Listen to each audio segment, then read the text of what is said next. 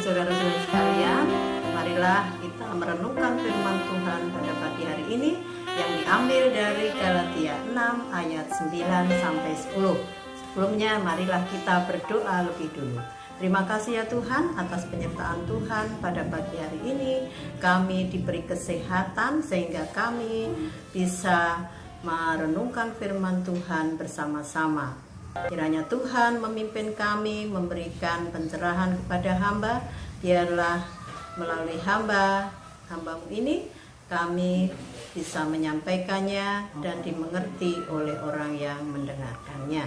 Terima kasih ya Tuhan, dalam nama Tuhan Yesus kami berdoa. Amin. Saudara sekalian, marilah kita membuka kitab kita dari Galatia 6 ayat 9 sampai 10. Mari kita baca bersama.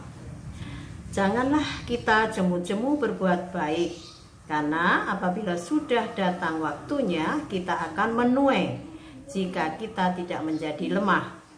Karena itu, selama masih ada kesempatan bagi kita, marilah kita berbuat baik kepada semua orang, tetapi terutama kepada kawan-kawan yang seiman.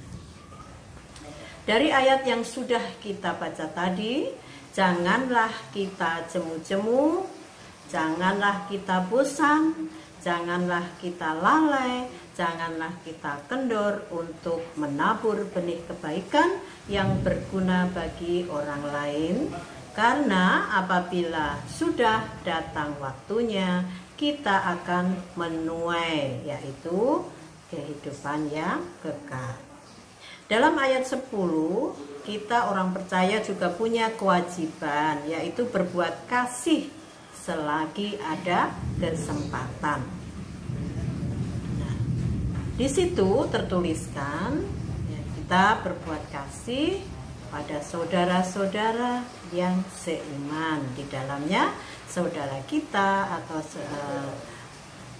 teman-teman kita atau orang dalam persekutuan yang seiman dengan kita dalam Yesus Kristus.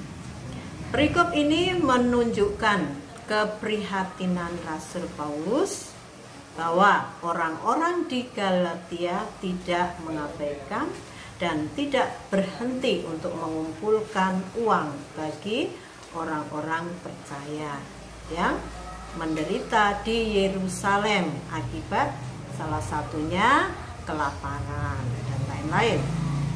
Dalam Kisah Rasul 16 ayat 13 sampai 15, di situ ada seorang tokoh wanita, penjual atau pedagang kain ungu dari Tiatira yang bernama Lydia.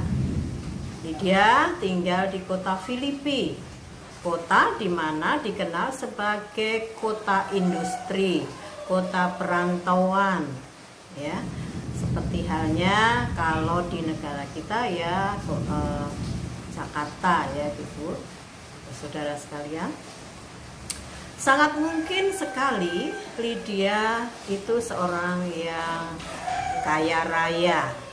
Ya, selain kaya, Lydia juga dikenal sebagai orang yang murah hati.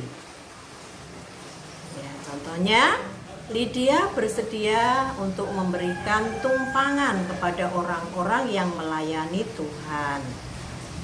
Lydia bahkan mendengarkan juga apa yang dikatakan oleh Paulus. Ya, ajaran Paulus mengubahnya, yang akhirnya ia dan seisi rumahnya dibaptis menjadi pengikut Kristus. Jadi kehidupan Lydia dan keluarganya menjadi berkat bagi orang-orang yang ada di sekelilingnya, karena Lydia baik dan murah hati. Semua orang percaya juga bisa menjadi berkat bagi orang lain menurut kesanggupan, kemampuan yang sudah Tuhan berikan kepada kita. Apapun bentuknya, dari hal yang sifatnya kecil yang biasa kita lakukan dalam aktivitas kita sehari-hari, di rumah, di kantor, bahkan dimanapun kita berada, ya. Misalnya hal kecil tersebut yaitu tersenyum, memberikan salam, mengucapkan terima kasih, ya, ataupun ucapan-ucapan yang biasa kita sampaikan pada orang lain, ya, yaitu semoga Tuhan memberkati. Ya, bentuk berkat macam-macam, kesehatan, ya, bisa juga berupa materi, ya, kekayaan, kepandaian, pekerjaan, ya, dan lain-lain. Itu bisa kita gunakan untuk menjadi berkat bagi orang lain. Jadi kita tidak harus menunggu biar kaya dulu atau biar punya jabatan dulu, ya, biar mapan dulu dan lain sebagainya. Nah, hal yang bisa kita lakukan sesuai kemampuan kita, sekecil apapun Tuhan akan memberkati kita. Contohnya, kita bisa mengunjungi orang sakit dan mendoakannya, ya. Pasti orang yang kita doakan, ya, yang sakit itu akan dikuatkan dan mempunyai semangat untuk sembuh, ya. Bahkan yakin Tuhan mendengarkan doa-doa yang disampaikan bersama-sama. Jadi saudara-saudara, sekali lagi, selagi masih ada kesempatan, jangan menunda-nunda untuk berbuat kebaikan, ya. Terutama pada masa pandemi sekarang ini, kita semua merasakan kesusahan, kesulitan, ya. Dan kita masih bisa bersyukur karena masih diberi kesehatan, masih ada berkat-berkat yang lain dari Tuhan, ya. Kita masih bisa bernapas, ya. Apapun bisa kita gunakan untuk menjadi berkat, ya.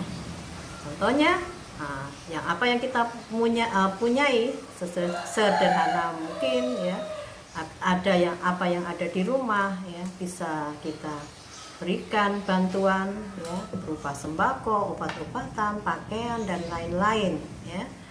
Jadi sekecil apapun yang bisa kita lakukan dalam aktivitas sehari-hari, mari kita lakukan tanpa kita sadari bisa menjadi berkat bagi orang lain. Nah, sekian. Amin. Tuhan memberkati.